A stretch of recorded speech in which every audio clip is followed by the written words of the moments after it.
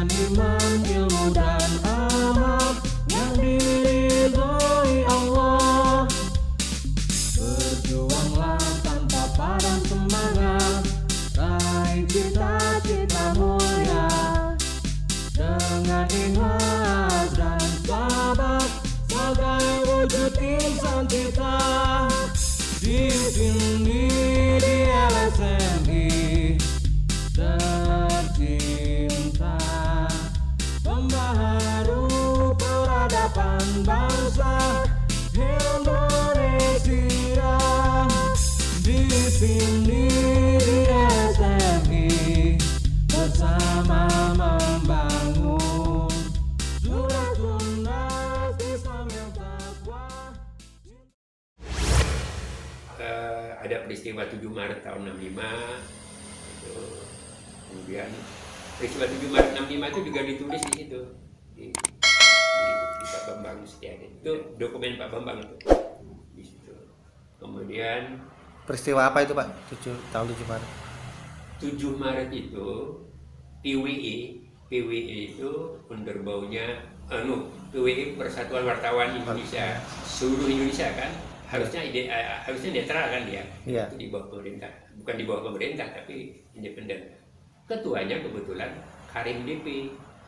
Karim DP itu rupanya bukan hanya simpatisan, ya mungkin PKI betul itu. Gitu.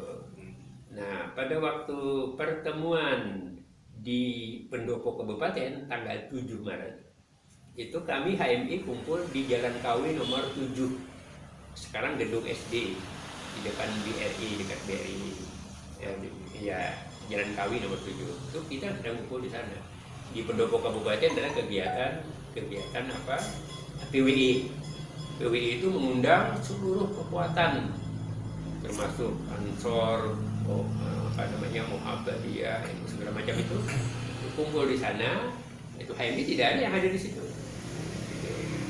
Cuma ada 1-2 anak-anak HMI yang hadir di situ, hanya ingin tahu gitu loh apa yang dia ada di situ. Nah, kita sedang kumpul dan itu diikuti oleh dari kepolisian itu, kegiatan kita itu selalu diikuti oleh intel polisi. Selalu waktu itu di mana aja kita kegiatan waktu itu, kegiatan semacam pengajian ya, training yang tidak ada strukturnya waktu itu, masih bebas gitulah, pengajian katakanlah begitu. Nah, itu diikuti oleh mereka, jadi mereka tahu betul HMI itu di sini tempatnya waktu itu, disaksikan oleh mereka karena kita bersama mereka bersama kita gitu. Di sana itu lain lagi, itu kegiatan PWI gitu. Nah, di kegiatan PWI itu ketika Karim DP itu akan muncul, akan berpidato, spanduk Ganyang HMI digunakan oleh mereka, oleh panitia itu gitu. Ganyang HMI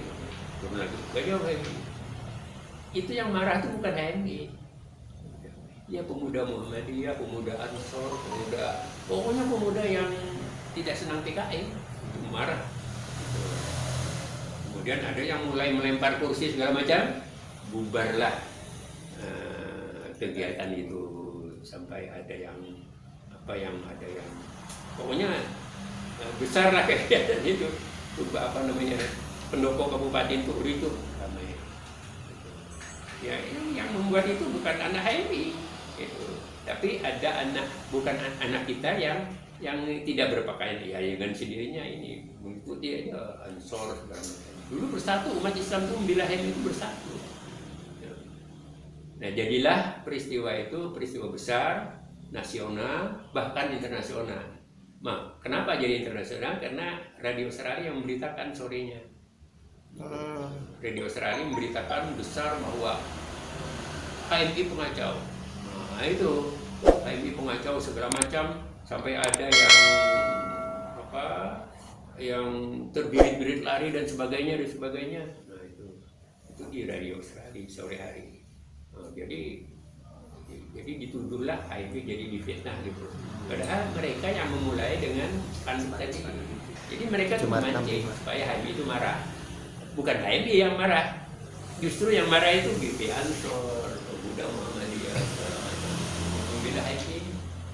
Itu kan awalnya gitu, sampai akhirnya kantor PKI itu di kayu batu segala macam.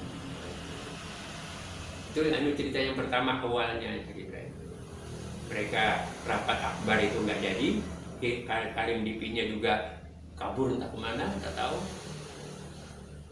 Itu awalnya. Makanya peristiwa 7 Maret itu dianggap HMI Malang itu membuat ulah oleh PBHMI, diskors, apa namanya, istilahnya itu tidak boleh beraktivitas gitu. Ya, diskors lah. Yang datang ke sini tuh Mari Muhammad, pengurus PBHMI. Yang waktu itu yang menangani masalah itu adalah Amiruddin Arif, ya, almarhum. Dan yang aktif membela HMI itu bukan bekas pengurus cabang, itu Abdul Jibar Hafid, juga almarhum. Itu yang dipanggil karena dia seniornya dari Amiruddin Arif lagi kan, seniornya. Dia yang bolak-balik ke Balai Kota Malang untuk menjelaskan masalah itu. Bukan HMI, kami tidak terlibat sama sekali.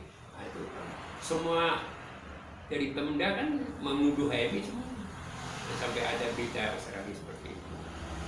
Itulah peristiwa heroik lah dikatakan dari orang-orang selain HMI yang membela HMI tahun tanggal 7 Maret. Peristiwa bersejarah itu di Malang. Itu beberapa bulan kemudian kan baru G30S ada yang itu bulan Maret itu kejadian. Nah, setelah itu sudah ganjang HMI itu di koran tiap hari ada saja. Jadi kita itu makin diganyang, makin kuat, makin apa namanya itu makin ditekan ya itu ibarat baja itu besi itu makin ditempa makin besar.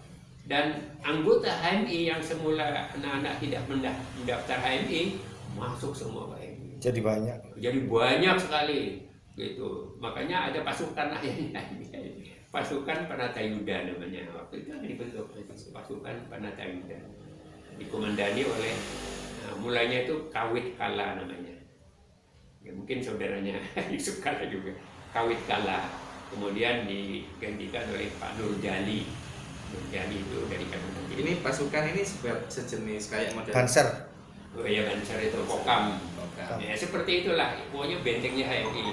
Kalau ada apa-apa mereka maju. Kemudian kalau misalnya tanggal 17 Agustus tahun 65 itu kan menunjukkan kekuatan masing-masing. Ada yang pakai joget segala macam. HMI tampil dengan barisannya lengkap itulah. Kayak tentara. Dan takut, pokoknya diganyang itu tidak takut, tampil. Kemudian pada satu saat pernah hujan lebat di alun-alun. Hujan lebat itu kita kan sebelum hujan kan kita tampil semuanya penuh alun-alun itu.